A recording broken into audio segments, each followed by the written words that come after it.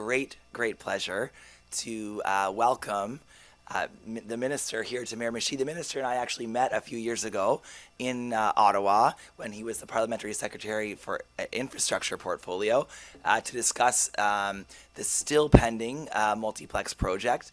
The minister was supportive then and continues to be. And so we're looking forward to securing the province's support as well so we can move that file forward. But that's not why we're here today. Hopefully we'll have another announcement another time, Minister. But today I am going to, it is my pleasure to welcome the Minister and his daughter to Miramichi and to turn the podium over for today's announcement. So please join me in a warm welcome for Minister Mendicino.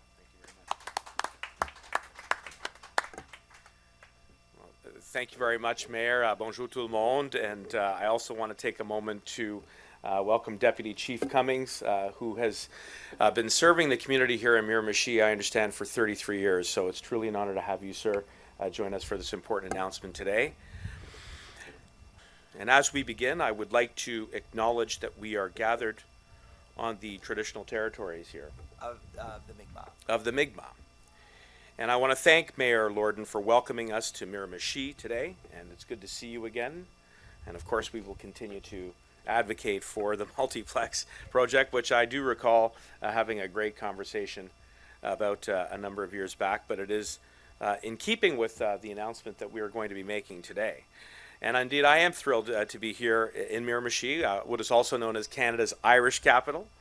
This is a proud and resilient city, a place that has seen its amazing share of successes and positive contributions, but has also seen some challenges with regards to public safety and to crime. And again, I want to take a moment to thank the Miramichi Police and the Deputy Chief for all of the work that you do to keep this community safe as we stand here in Ritchie Wharf against the beautiful backdrop of the river and the playground here, noting representatives of the community who are here.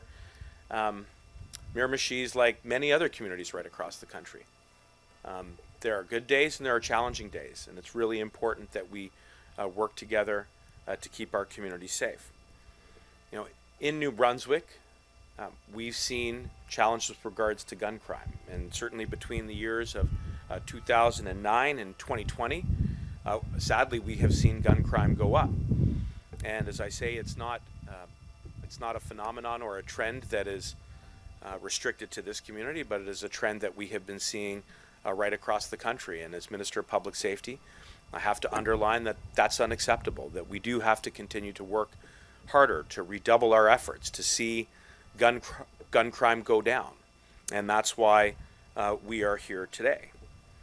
Now, I will say that part of the reason for the tour is to be able to establish direct and personal relationships with the community leadership. So I'm very honored to have the mayor here, the deputy chief here, and other representatives from the municipality. What I just said was that we have seen gun crime go up dramatically over the course of a roughly 10-year period between 2009 and 2019. And we have to stop that trend, and we have to reverse that trend. People in Miramichi deserve it. People right across the province of New Brunswick deserve it. All Canadians deserve it. And that means stopping gun violence before it starts. And that's exactly why we created the Building Safer Communities Fund earlier this year. It provides funding to municipalities and Indigenous communities so that they can support important and essential work to prevent gun violence. With $250 million in federal funding, it takes direct aim at the root causes of gun crime by backing and supporting local organizations and initiatives to prevent gun violence and to help those who are especially at risk, including young people, so that we can stop it before it starts. And that brings me to why we are here today. I'm very proud to announce that the City of Miramichi will receive nearly $1 million from the Building Safer Communities Fund to prevent gun and gang violence. The city will distribute the money to local organizations that help address gun and gang violence and set young people up for success in life. Now, I've had the chance to speak to the mayor and to the deputy chief a little bit about what those organizations may look like. And for example, I'm told that there's a women's emergency shelter that's close by the wharf here. Or we have the Youth at Risk organization.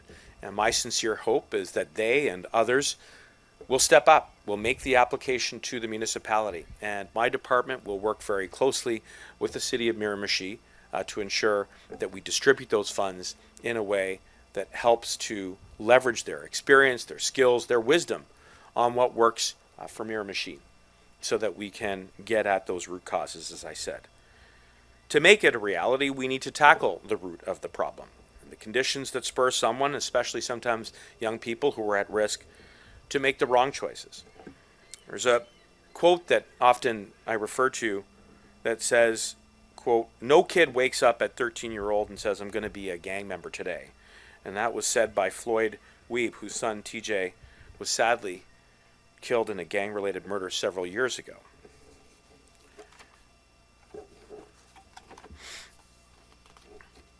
We need to help prevent that kind of tragedy from occurring again. And even more importantly, we need to keep them from getting into that situation in the first place. When the video starts, Bonnie Hellcrow is already down on the ground. 5 children take turns punching and kicking her in the head and back. Other children at the playground watch or cheer. She tries to fend off the attack, but I couldn't fight kids, like it's just not in me to fight kids. Hellcrow says the attack in Pleasant Hill Park happened after she saw a group of children throwing rocks at an elderly man. She threatened to call police. One of those kids grabbed my cell phone from me and I wrestled him and I grabbed my cell phone, but as soon as I was down on the ground, they all started swarming me. Across the street, Lou and Carolyn Rogers watched in horror. These kids are, like I said, wild dogs. There's no control. Kids ganging up like that, what hope do I have against 20 kids? This inner-city neighborhood has long been plagued by poverty, drug addiction, and gang violence. Shane Partridge is blaming this violence by children on a lack of activities and supervision. 7 o'clock, kids are bored and they're roaming around the neighborhood.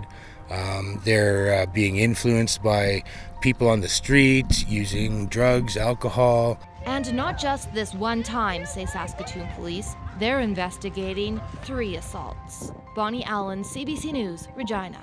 Happened to be there. CBC News spoke to him about why he didn't intervene. He says he feared for his safety and he didn't want to do anything that might jeopardize his permanent resident status, something that he's expecting to get any time now. As I conclude, I want to emphasize that no single initiative or measure holds the solution to gun violence. To address a challenge of this scale and complexity, we have to do 3 things. We have to introduce good, smart common laws like Bill C-21.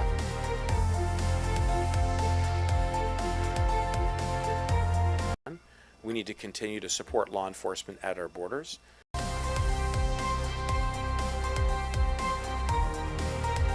To stop the illegal flow of guns into Canada. And we need to continue to invest in preventative strategies like the rollout of the Building Safer Communities Fund.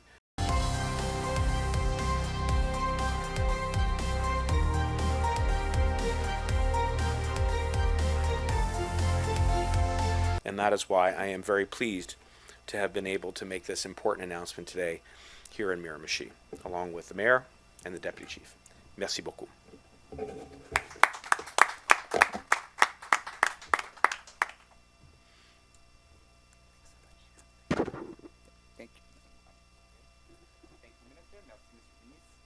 On va prendre maintenant des questions.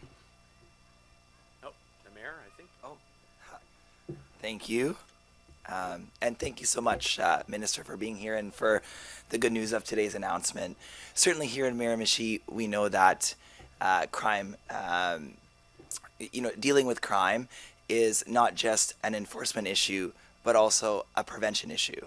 And that preventing crime is not simply a criminal issue, but a social one.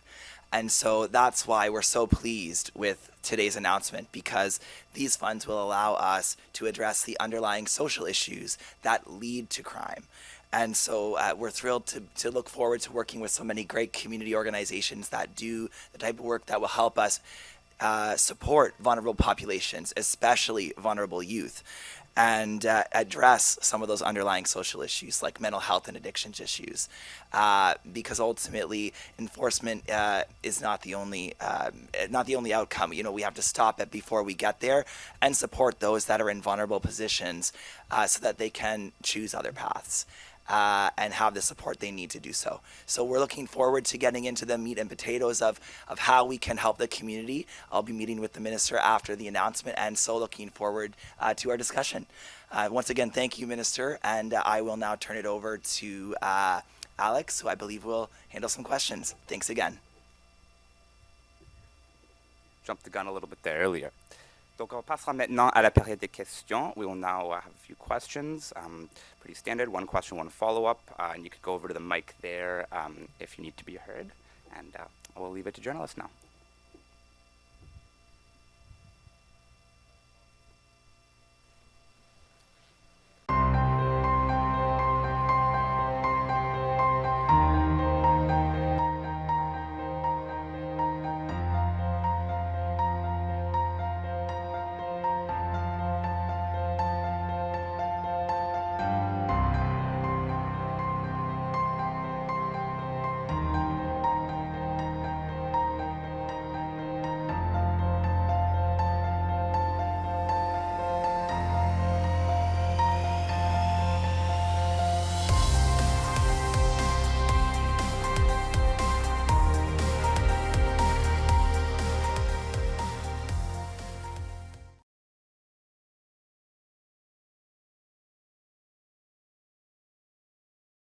They only brought in the Emergencies Act because, well, the police asked for it. It was at the request of the police after consulting with the police. They've changed the language several times, but their claim remains the same. They did this because it's what police wanted. And Mendicino has stated this over and over again. Check out this compilation from Cosman over at the True North Center.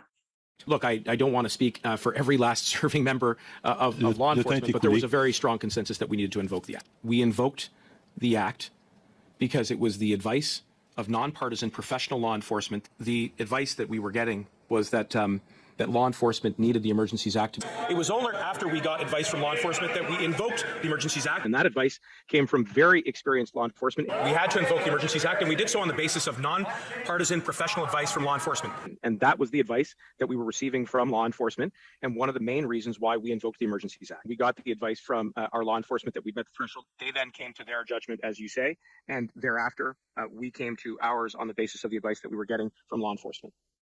Of course, since those claims were made, we found out that they're not true at all. The RCMP commissioner clearly stated in committee yesterday that the RCMP didn't request that the act be invoked and that police used existing legislation to resolve border blockades. Brenda Luckie, the commissioner of the RCMP, appeared before a Commons committee investigating the use of the Emergencies Act and said her department never asked for it. The former chief of the Ottawa Police, Peter Slowly, said he never asked for it. And acting police chief Steve Bell, who replaced him, said the same thing. Now Mendicino's department is saying, look, he's just been misunderstood. No, he's not been misunderstood. Like so many issues surrounding the use of the Emergencies Act, he's been caught lying. Now, that's unparliamentary language, but thankfully for Minister Mendicino, I'm not in Parliament. But he is not telling the truth. He has fibbed, he has lied, he has changed and altered his story more than once. They invoked the Emergencies Act because it was politically popular, but it wasn't needed to clear out the protests, the convoy in Ottawa. What was needed was for the local police service, Ottawa Police, the people in charge, to do their jobs. And once Peter Slowly was fired, once Steve Bell took over and regular police tactics were used instead of progressive policing, the streets were cleared. That's all that it took. That's why they invoked the Emergencies Act. That's why they suspended civil liberties, which they have claimed they did not do. And that is why they continue to change their story and not tell the truth to the Canadian public.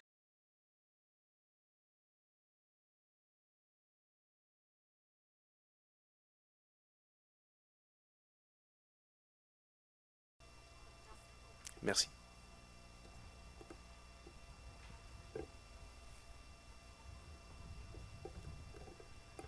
Good afternoon, I guess it is now. Nathan DeLong with the Miramichi Leader. My first question is for the Minister.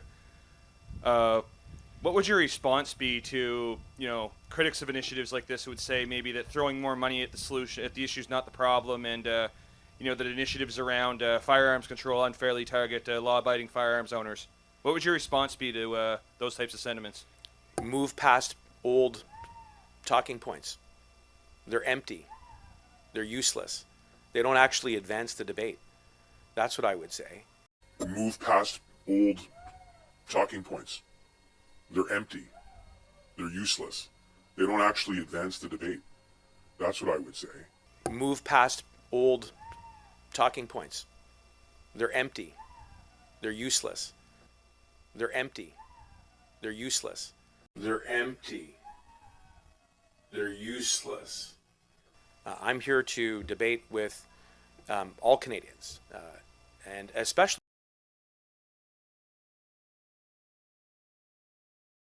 those who are responsible, law-abiding hunters and recreational shooters, for whom I have the utmost respect, because I know that they place a paramount value on safety. But I'm not sure the Liberals understand what the word respect means. Simply trotting out a talking point doesn't actually solve the problem.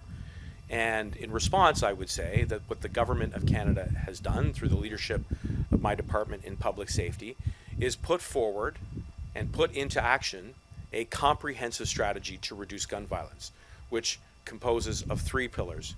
1, smart, common sense gun laws, like Project C-21, like Bill C-21, which has a national freeze on handguns, which would introduce red flag laws to help better protect women who are disproportionately impacted by violence caused by gun crime, and which would raise maximum sentences for hardened, organized criminals who would try to terrorize our communities.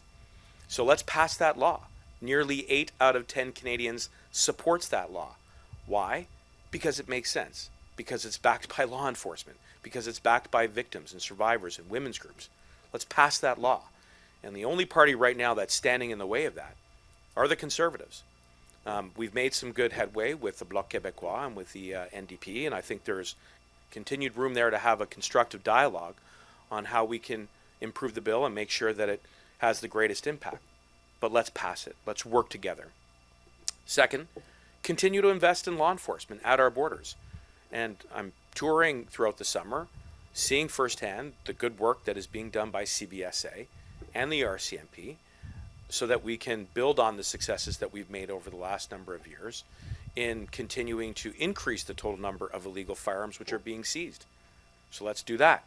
And third and finally, let's attack the problem at its root causes. Let's stop gun crime before it starts.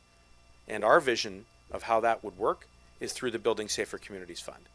And when you partner with local communities and organizations, whether women's shelters or youth groups, you can really channel the experiences that they have, the relationships that they have on the ground with young people who are exposed to risks like being exposed to organized crime or guns themselves. So we need to do those 3 things, and that's how we'll start to move the needle in the right direction. There are handguns all over, they're all illegal, and they're in the hands of criminals. And that the people that legitimately own them, they're in safes and being taken to gun clubs. The 2 sections don't intersect. Miramichi will be administered. Like, will groups working, on addressing these problems have to apply to the municipality for a share of that funding, or just how will that work? Yeah, thanks, Nathan. And I am looking forward to meeting with the minister after this announcement to ask for some of those details. And speaking with City Manager Noel earlier this morning, I understand it is up to the city to effectively build out a program and an application process. And make no mistake, it's our intention to ensure that the funds are used as effectively as possible to help vulnerable populations in our community and to help them avoid getting into some of these circumstances and help make sure that they have the resources and support they need, perhaps for mental health and addictions issues, as an example, or suicide prevention. We know that, as the minister mentioned, the stats indicate that this type of crime is on the rise across the country. Certainly we know in our community, although we might not have the prevalence of gangs or even significant gun violence, we know that crime has gone up, in particular around addiction issues. And so looking into making sure that we can provide support to get people out of that, off that path is something that I'm quite excited about. As a municipality, we never have enough resources, and so for us now to be working in partnership with the federal government to have additional resources to go directly to supporting vulnerable populations in the community is something I'm really looking forward to building out. So ultimately, it's my understanding, yes, that groups will apply to the city once we've had the opportunity to build out a program based on best practices of how the funds can be used most effectively. Thanks. Thank you.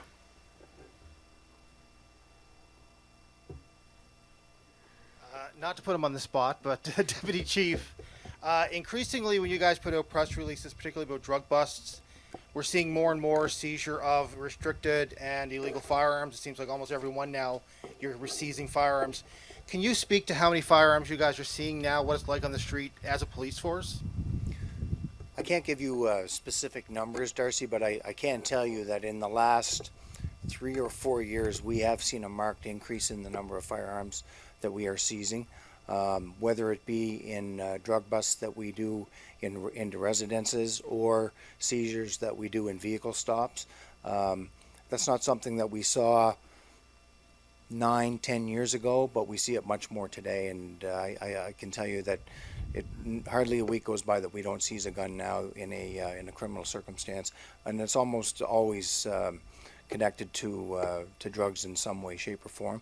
So the announcement today by the minister and by the federal government is very welcome by us, and we will certainly put the funds to good use here in the city of Miramichi.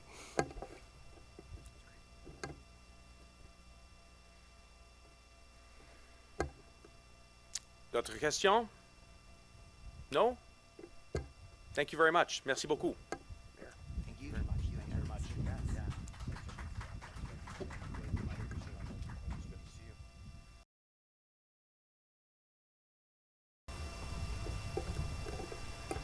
Good afternoon, I guess it is now. Nathan DeLong with the Miramichi Leader. My first question is for the Minister. What would your response be to, critics of initiatives like this who would say maybe that throwing more money at the issue is not the problem, and that initiatives around firearms control unfairly target law-abiding firearms owners? What would your response be to those types of sentiments? Move past old talking points. They're empty. They're useless. They don't actually advance the debate. That's what I would say. I'm here to debate with all Canadians, and especially those who are responsible, law-abiding hunters and recreational shooters, for whom I have the utmost respect, because I know that they place a paramount value on safety. I'm not sure the Liberals understand what the word respect means. But, simply trotting out a talking point doesn't actually solve the problem.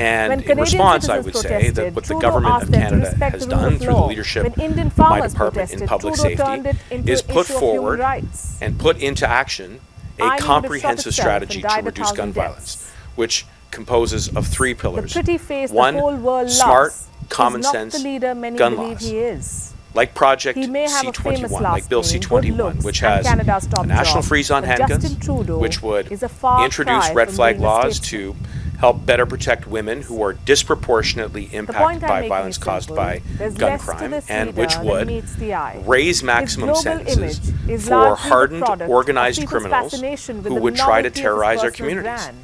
So let's pass that law. Nearly 8 out of 10 Canadians supports that law. Why?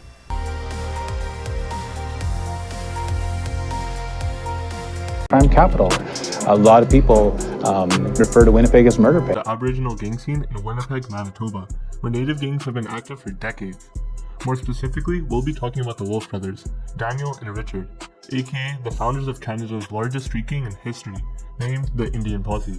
Richard Wolf was only 13 when he bought his first handgun, and soon after he was keeping an AK-47 and getting involved in extortion. The Indian Posse used slogans such as "Red Till Dead" and "Fuck Canada, this land is our people." However, the gang would end up terrorizing the same families they had planned to defend. The Indian Posse was involved in low-level organized street crime, promoted drugs and prostitution, and was involved in assaults and break-and enters. By 1994, the Indian Posse had formed links with gangs in North and South Dakota, and regularly visited Vancouver's Indo-Canadian gangs to set up a cross-border drug trade. At the time, the Wolf brothers were making $15,000 to $30,000 a week. In addition to collecting drug profits from the people under them, Richard Wolf was also running a prostitution business. The gangs were reportedly using children to run a lot of their operations, even tragically forcing girls as young as 10 years old for prostitution. Meanwhile, loads of drugs were being pumped into the streets, also causing an increase in drive-by shootings. Daniel Wolf, however, thought that they weren't brutal enough and preferred walk-by shootings instead. The gang quickly expanded within the correctional facilities and the Aboriginal circles. At one point, the gang had at least 3,000 members, with some reports even putting the number of the Indian Posse members at 12,000, making it the largest street gang in Canada's history. Again, the majority of the victims came from the very community the Indian Posse had originally pledged to defend.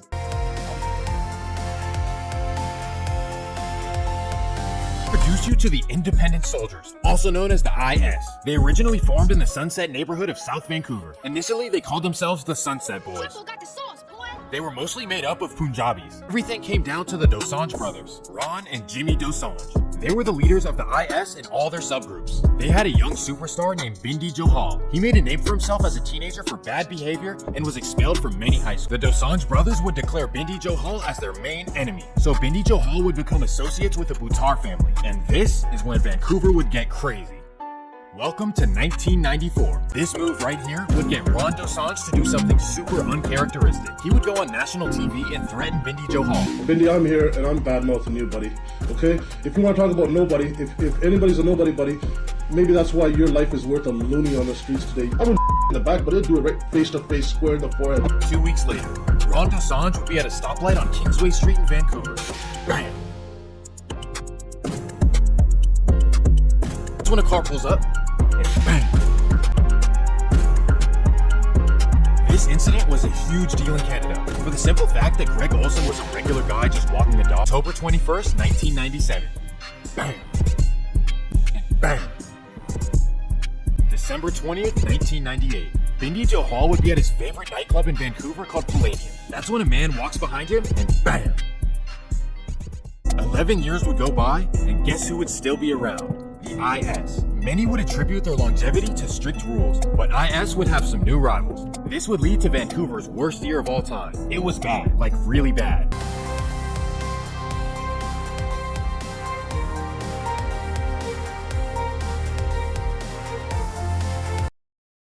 Because it makes sense. Because it's backed by law enforcement.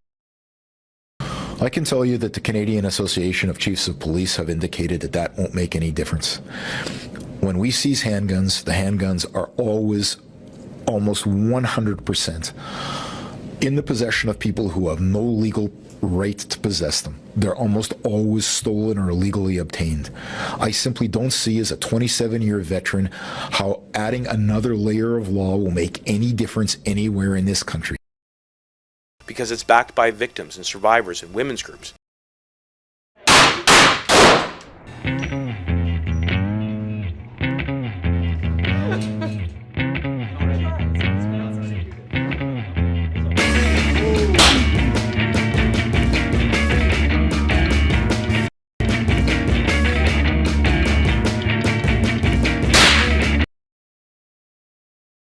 I will not go against banning guns, even after what happened at Pulse.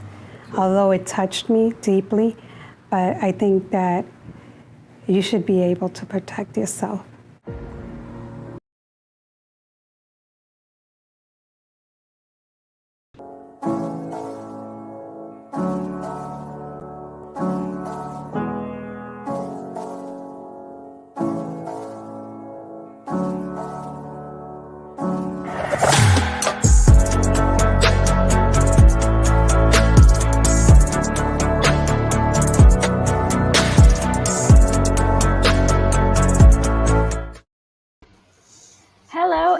welcome back to the She Shoots podcast, Women Empowering Women in the Shooting Community, Running and Gunning.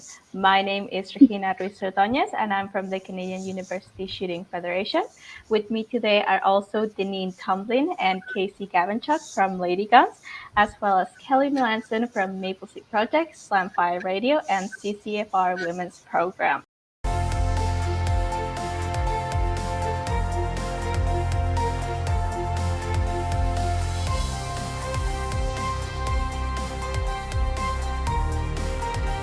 Let's pass that law.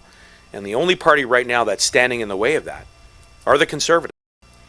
We've made some good headway with the Bloc Québécois and with the NDP, and I think there's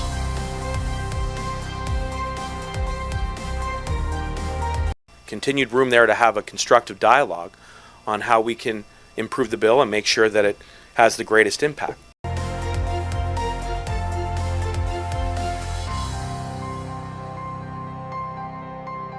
But let's pass it. Let's work together. Second, continue to invest in law. I am the Alberta Chief Firearms Officer, ensuring that the law targets the people who are doing bad things and leaves law-abiding firearms owners to their peaceful activities as much as possible. And so to that end, I have just recently written a letter to the Federal Minister of Public Safety, the Honourable Marco Mendicino. For the non-gun owning public, I think it's really important that they understand how much this is going to cost, how many precious resources it's going to take away, and how many better uses there are for those resources. We should instead be spending that money to hire more border officers so that we can stop guns coming in illegally across the border. We need to hire more firearms officers so we can do a more complete and timely job in processing PAL applications and ensuring that people are properly screened. We need to hire more police officers, particularly in guns and gangs units. A lot of these units they do great work, but they're underfunded. They need more resources, and they need stable resources over the long term. And then finally, we need to not only look at after the criminal acts have been committed, we need to look at preventing them from happening in the first place by having more social workers to keep people out of gangs, drug addiction counselors to get people off drugs, because it's a drug trade that fuels a lot of this criminal trade in guns and the violence that is racking Canadian streets. So I hope Minister Mendicino will respond favorably to my requests. I have offered the full assistance of myself and my team to implement this At our borders. And I'm touring throughout the summer, seeing firsthand the good work that is being done by CBSA.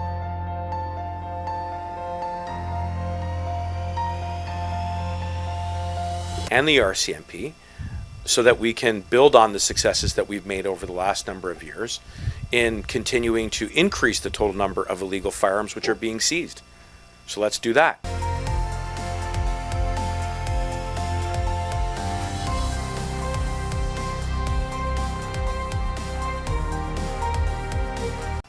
And third and finally, let's attack the problem at its root causes. Let's stop gun crime before it starts. And our vision of how that would work is through the Building Safer Communities Fund. And when you partner with local communities and organizations, whether women's shelters or youth groups, you can really channel the experiences that they have, the relationships that they have on the ground. Well, hello and welcome everyone to the She Shoots podcast, Women Empowering Women in the Shooting Community, Episode 1, Girls, Guns, and How to Get Started.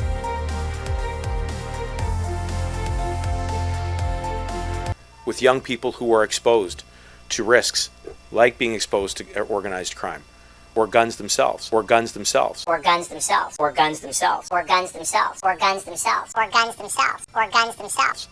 So we need to do those three things, and that's how we'll start to move the needle in the right direction. There's nothing wrong with these guns. There's no evidence that has been brought forward to show that these guns are anything that represents a danger to the Canadian public when they're in the hands of properly vetted legal Canadian gun owners.